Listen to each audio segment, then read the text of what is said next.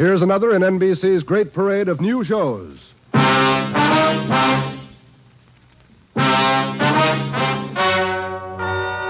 and gentlemen, the story you are about to hear is true. Only the names have been changed to protect the innocent. NBC brings you Dragnet.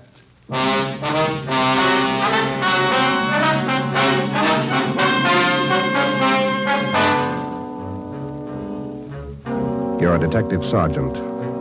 You're assigned to homicide. A mad killer is loose in the city. In every instance, he leaves the murder weapon behind. There are no fingerprints, no clues to the killer's identity. Your job, get him. Dragnet, the documented drama of an actual crime, investigated and solved by the men who unrelentingly stand watch on the security of your home, your family, and your life. For the next 30 minutes, in cooperation with the Los Angeles Police Department, you will travel step by step on the side of the law through an actual case from official police files. From beginning to end, from crime to punishment, Dragnet is the story of your police force in action. It was Tuesday, June 3rd. It was warm in Los Angeles. We were working the day watch out of homicide. My partner's Ben Romero. The boss is Ed Backstrand, chief of detectives. My name's Friday. I was off duty reporting back in on an emergency call. It was 3:57 a.m. when I got to the basement of the city hall, the carpool.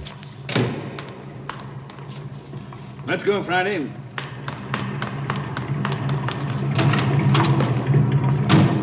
Sorry to call you back in. Couldn't be helped. All right, Ben. Okay, Skipper.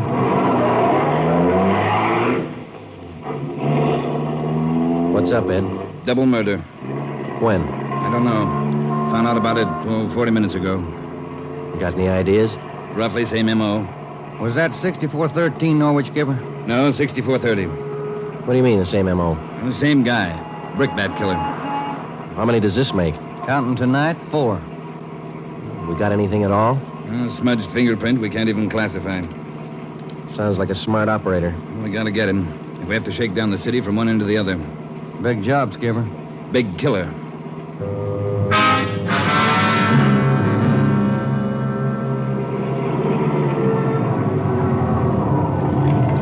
At 4:26 a.m., we pulled up in front of 6430 Norwich Drive, a small group of bungalow apartments facing on an oval-shaped garden court.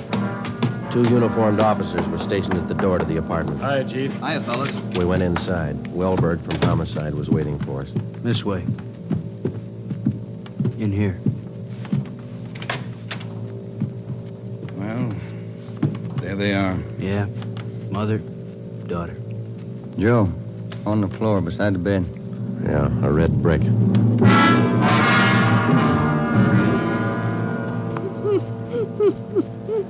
Miss Hafters, we know how you must feel about all this, but would you please try to answer a few more questions for us? Yes. All right. Poor Margaret. Miss Hafters, how long had you known Mrs. Diaz and her daughter? 9 years. This November they moved next door. I remember it so well. We got along right from the start. And as far as you know, the only close friends the mother and daughter had live right here in the apartment court? Yes. Margaret was a pretty girl, but she was no chaser, no boyfriends. Very close to her mother. The 2 of them very close. Did they keep any amount of valuables in the apartment? Money, jewelry, things like that? Oh, no.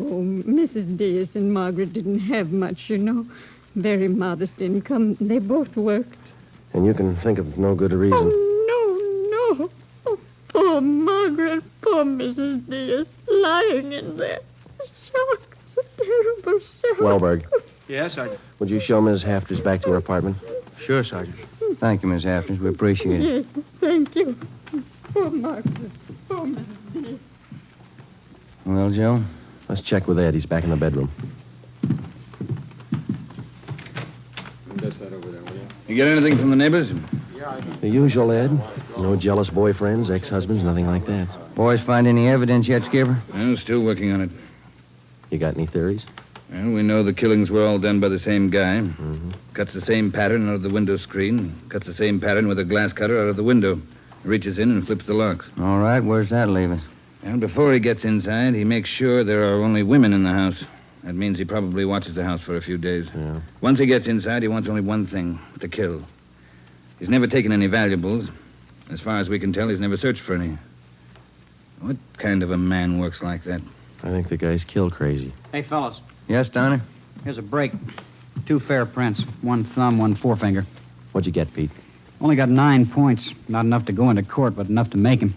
We'll know him when we get him. Yeah. Found the prints on the lens of the old lady's eyeglasses. Probably knocked him off the night table when he went after her. And when he was done, he put him back on the table. Yeah. Had blood on his hands, see? Yeah. That's funny, isn't it? Why would he go to the trouble of picking up the woman's glasses after he killed her? We'll ask him when we find him.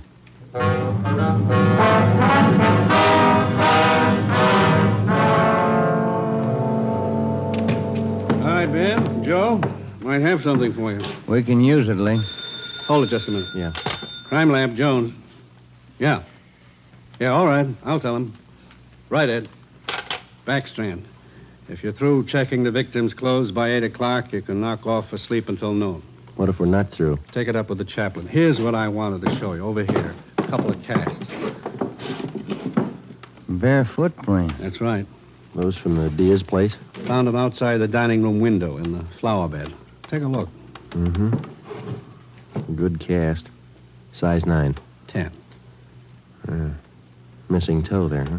Left foot, first toe. That's lucky. Well, then the guy took his shoes off before he went in that house. That's the way it looks. You leave any other prints, Lee? 3 with his shoes on. Here they are. Here. Yeah. How would you say the guy is built, Lee? Oh, from the impression, pretty heavy man. There's no full length of stride, or I might give you an idea of his height. How about the bricks, Lee? Here they are, all 3 of them. Used this one in the first murder, this one in the second, this one last night. Leaves them around like calling cards, and there's no way to check them. You'll never get a fingerprint off a common red brick like this, Ben. Surface is too rough. Well, we got an idea of his weight.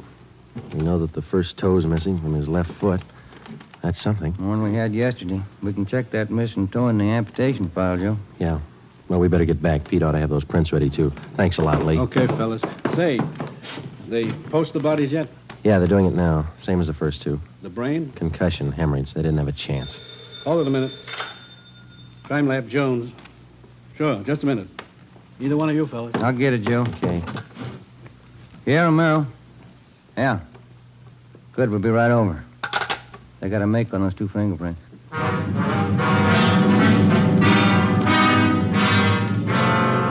Okay, Joe. Single print file. Made him on the index finger. Let me see, Pete. Take a look, Ben. Yeah. Doesn't look like a killer, does he, Joe? Kind of nice looking. That's right, Pete. They said the same thing about John Dillinger.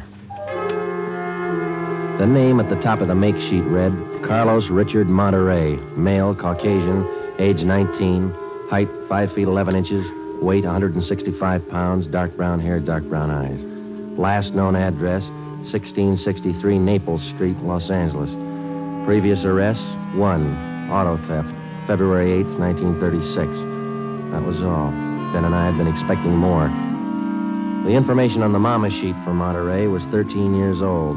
So was the picture. So was the description. So was the address.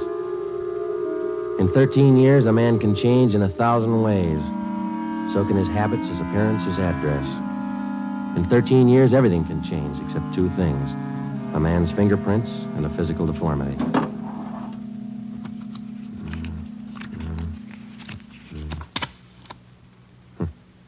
Missing toe on left foot. Carlos Richard Monterey.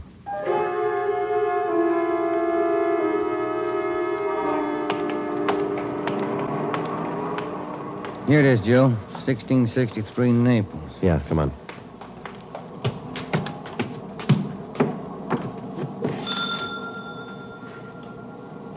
Somebody's coming. Mm-hmm. Yes? What is it? We're police officers. We'd like to ask you a few questions. Oh, yes. Would you like to come in? Thank you, ma'am. Yes? Would you mind telling us your name? Monterey. Isabel Monterey. What is it you want? You're married? Yes. My husband is Francisco Monterey. Would you explain why you are here? We thought you might be able to help us. We're looking for a man named Carlos Monterey. I don't understand you. We're looking for a man. We'd like to talk to him. Do you know where he is? Yes. Carlos is dead 7 years ago. He's dead, my husband told me. And does your husband know Carlos, or did he know him? He was his brother. What about your husband's parents, Miss Monterey? Where are they? They're both dead. Sometime now. Have you ever met Carlos? No, never. I have only heard of him. What have you heard of him, Miss Monterey? Do not ask me. This is important, very important. Francisco would not like it if I told you. It's important, Miss Monterey, believe us. Carlos, he's sick. His mind. For 8 years, Francisco has not seen him, not heard from him. He thinks he's dead. But he only thinks so, Miss Monterey. No one's told him his brother's dead. He just thinks so. What else is there to think? Where's your husband now? At his work, the store, Rivera Street near Main, grocery, Monterey Cartwright grocery.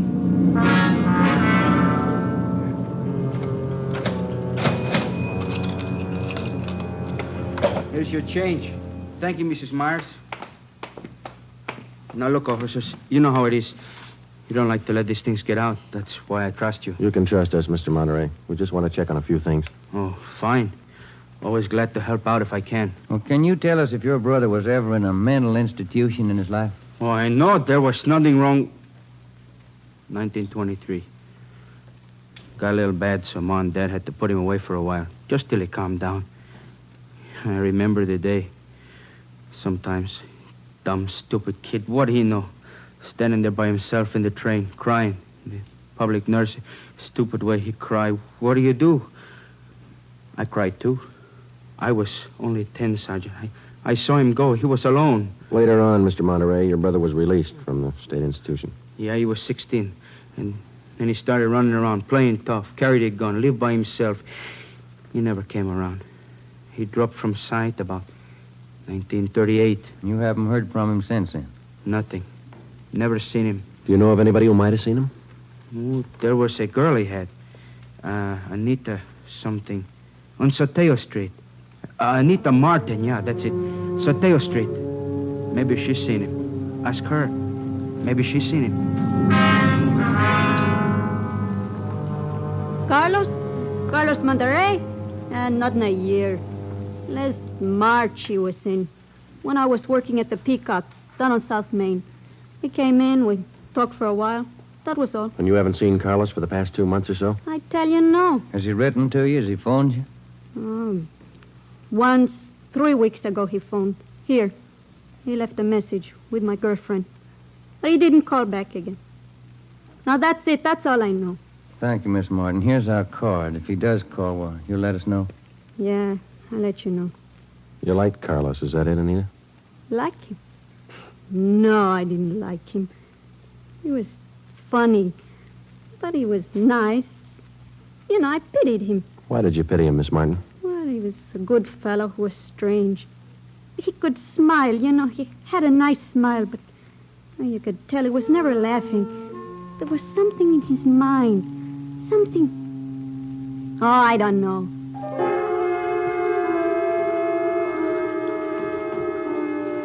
At least a year, closer to 2, I haven't seen Carlos. No letters, not a card, nothing. He was in the East the last time I heard. When was that? A year ago, January, I was in here. He sent me a calendar. Sometimes he could get along fine, very well. Other times, terrible.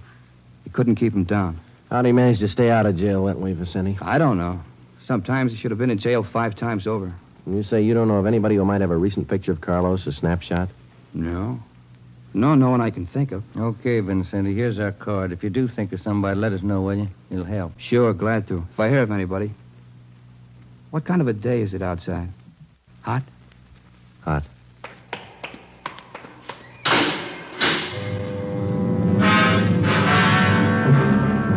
By 5 o'clock that afternoon, Ben and I were certain of one thing. Carlos Monterey was in the city of Los Angeles, somewhere. We drove back to the office and told Ed Backstrand about our interviews with Monterey's relatives and his friends. Inquiries and requests for further identification and information on him were immediately relayed to the state mental institutions.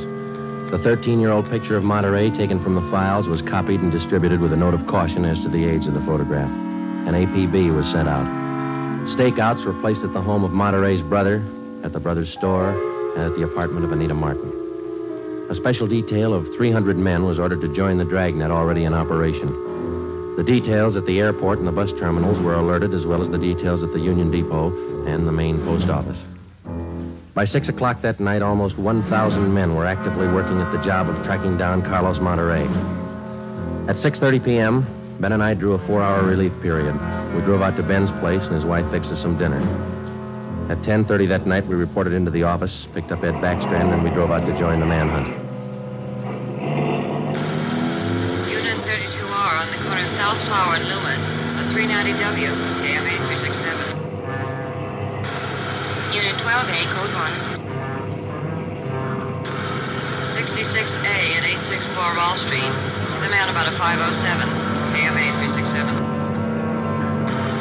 Unit 42, 5430 East Grand, Apartment 10, 311, KMA 367. We cruised with the Dragnet operation until 5 o'clock that morning. Ben and I took turns driving. Actually, the tremendous job of scouring 500 square miles of city for one man was only beginning. Unless there was an unexpected break, the search for Carlos Monterrey could wear on for weeks. It did. Night after night, the manhunt went on, and day after day. There was no break. 16 days later, on a Sunday night, I went to bed early. I read a while, and then I turned off the lamp and went to sleep.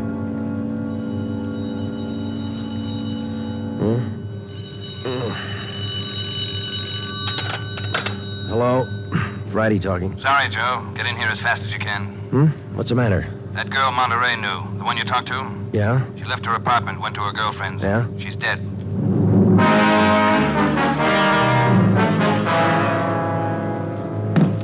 There it is. Ordinary red brick. Found it by the body.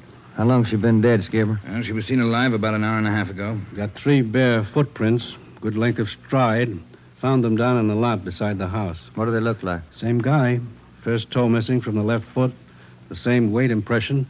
Should be about 5'11". That checks out with what you got, doesn't it? All right, so it's the same guy. What about those shoes we found, Lee? Yeah, they correspond. They were impregnated with foreign matter. What'd you find?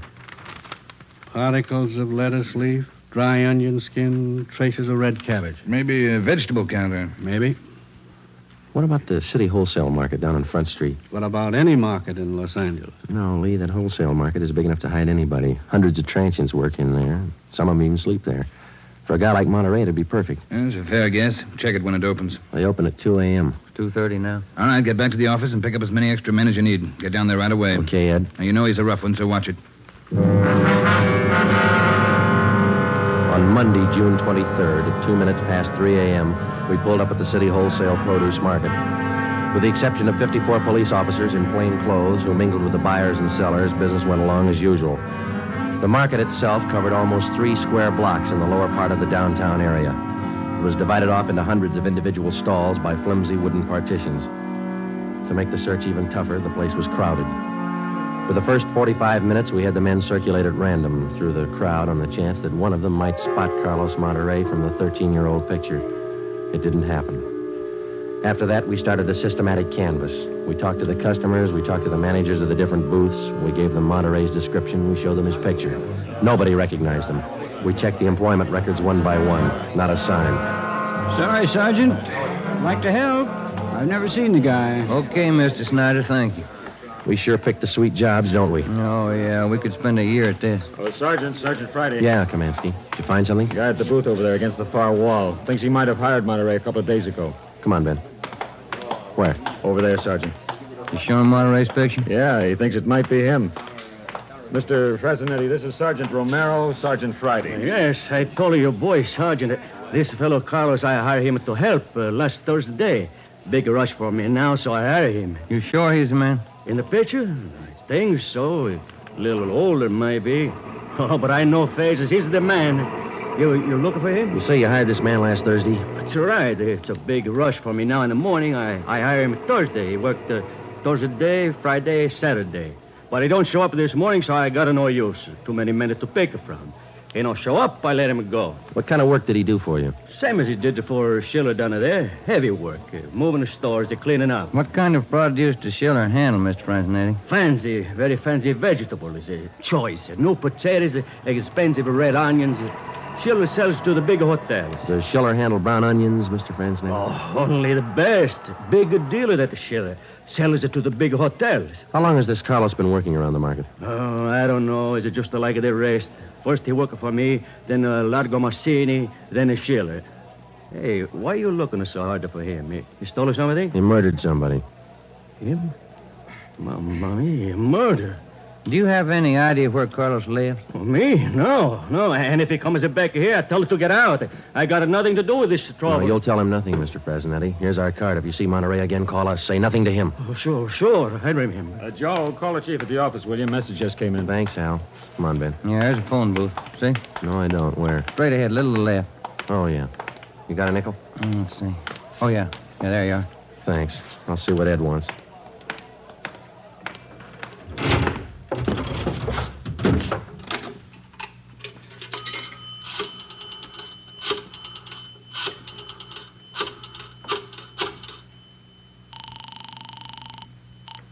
City Hall, 2511. 2511. Chief of Detectives always had him. Hi, Mike. Ed there? Ed, take it on extension 2, will you? Backstrand talking. Friday, Ed. Move fast on this one, Joe. What's up? Main post office. Carlos Monterey picked up a letter there less than 5 minutes ago.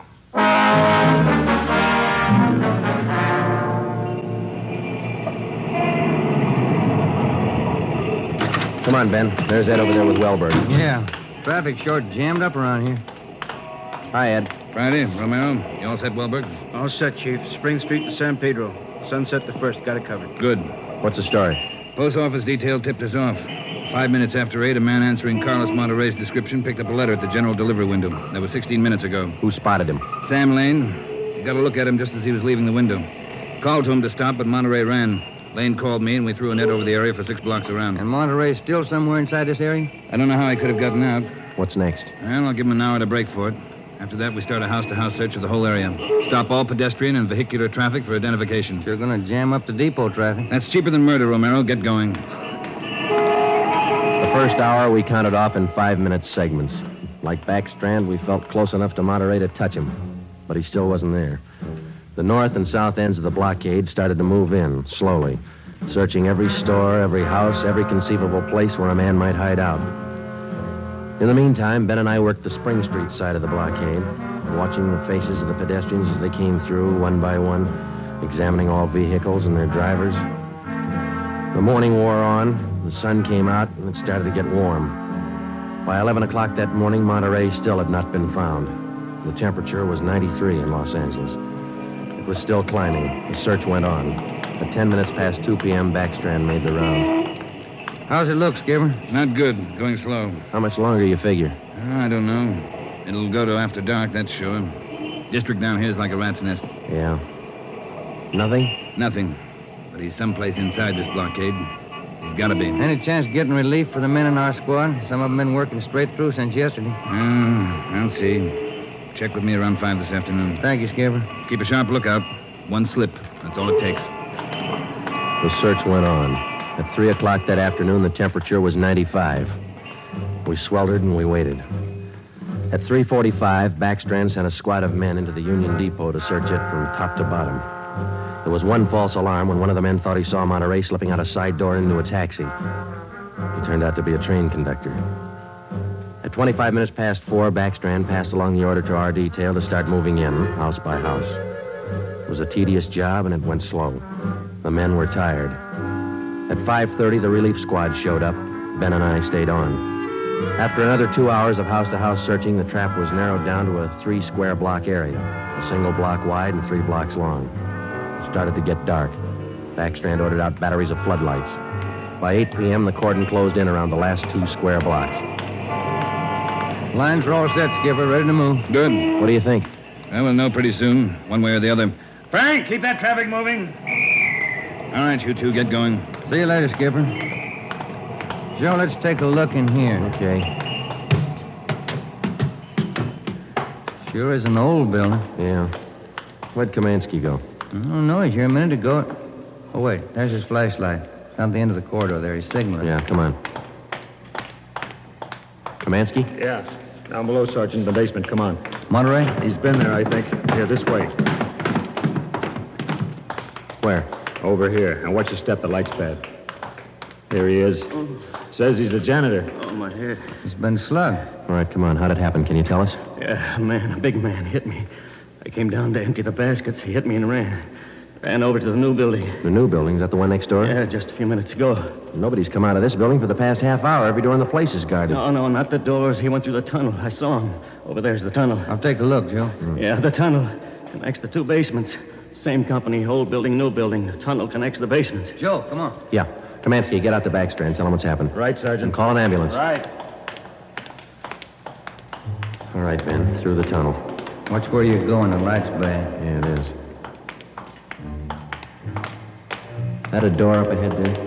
Yeah, I think so. Yeah, let's go. Good. There's a stairway. Come on.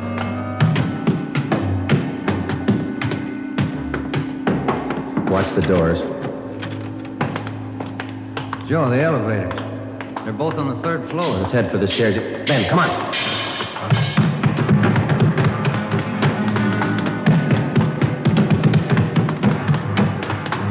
One more floor. Yeah, right.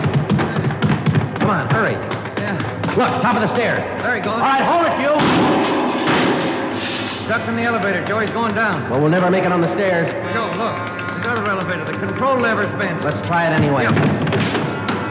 All right, kick the control lever. Kick it, Ben. That's good.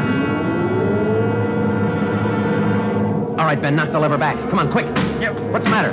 Joe, it's jammed. We're going past. All right, let's kick it. Here. There, that does it. Can you reach the door control? Wait just a minute. I'll see. Yeah. Okay.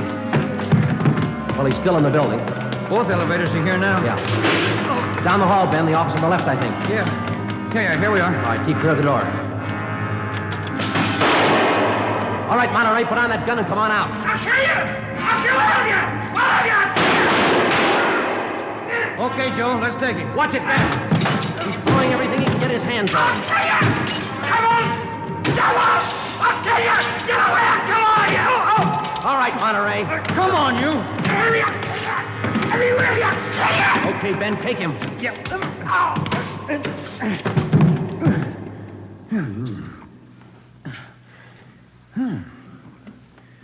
Nice looking guy.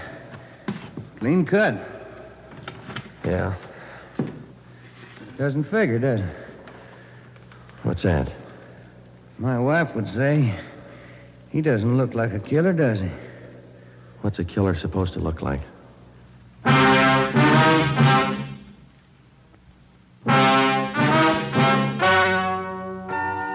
story you have just heard is true. Only the names were changed to protect the innocent. Carlos Monterey was examined by 5 different psychiatrists appointed by the Superior Court and was found to be sane. He was tried and convicted of murder in the first degree. He was executed in the lethal gas chamber at the state penitentiary.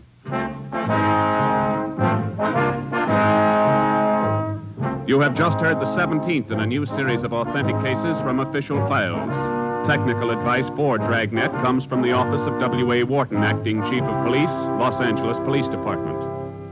Tonight's program is dedicated to motorcycle patrolman John Kramer of the El Paso, Texas Sheriff's Department, who on the afternoon of April 26, 1940, gave his life so that yours might be more secure.